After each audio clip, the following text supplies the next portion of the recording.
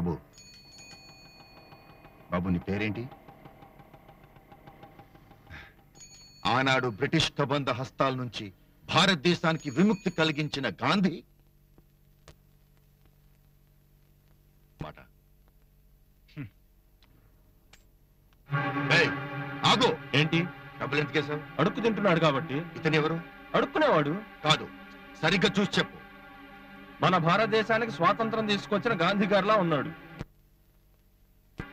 విగ్రహంలో రోడ్ పక్కన నిలబడి ఉన్న వీరి మీద నీ ముష్టి బావులు విసిరేసి వెళ్ళడానికి సిగ్గులేదు?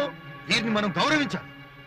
నీ దేశంలో నీ తోటివాడు అడుక్కు తింటూ ఉంటే అడుక్కు తిన్నరా అని దీవించుకురా చదువుకున్న సంస్కారహీనుడా. నీ చేతనైతే ఈ గాంధీని ఒక ప్రయోజకం చేయి. నీకేమన్నా మెంటలా? నోటికొచ్చినట్టు మాట్లాడుతున్నావు. మెంటల్ నీకు రా మెంటల్, నిన్ను కన్నని బాబుకి రా మెంటల్. ఇంకెప్పుడైనా సరే నా దేశాన్ని కాపాడి అమరజీవులైన నాయకుల మోహం మీద నీ ముష్టి బావులు విసిరేవో చేతులు నరికేస్తాను. రండి గాంధీ గారు, ఈ రోజు నుంచి మీరు మా గౌరవ అతిథులు. మిమ్మల్ని నేను చూసుకుంటాను. పదండి మా ఇంటికి వెళ్దాం. రండి. బాబు బాబు మీకు పుణ్యం ఉంటుంది బాబు. జబ్బు పట్ట నా భర్తను నన్ను నా పిల్లలను పోషించేది వీడే బాబు. వీడే లేకపోతే మాకు ఆధారమే లేదు బాబు. మీకు పుణ్యం ఉంటుంది బాబు. మీ కాళ్ళు పట్టుకుంటాను బాబు. వీడిని మాకు దూరం చేయకండి బాబు.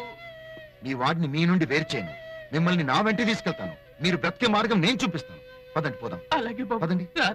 నేను ఏ బిజినెస్ లో అడుగు పెట్టానో కాంప్రమైజ్. ఎంత డబ్బు అయినా వెదజల్లుతాను, కానీ నెట్వర్క్ మాత్రం పర్ఫెక్ట్ గా ఉండాలి. ఎయిర్పోర్ట్ దగ్గర ఆఫీస్ తీయండి. ఫస్ట్ ఫ్లోర్ మొత్తం కొనేద్దాం.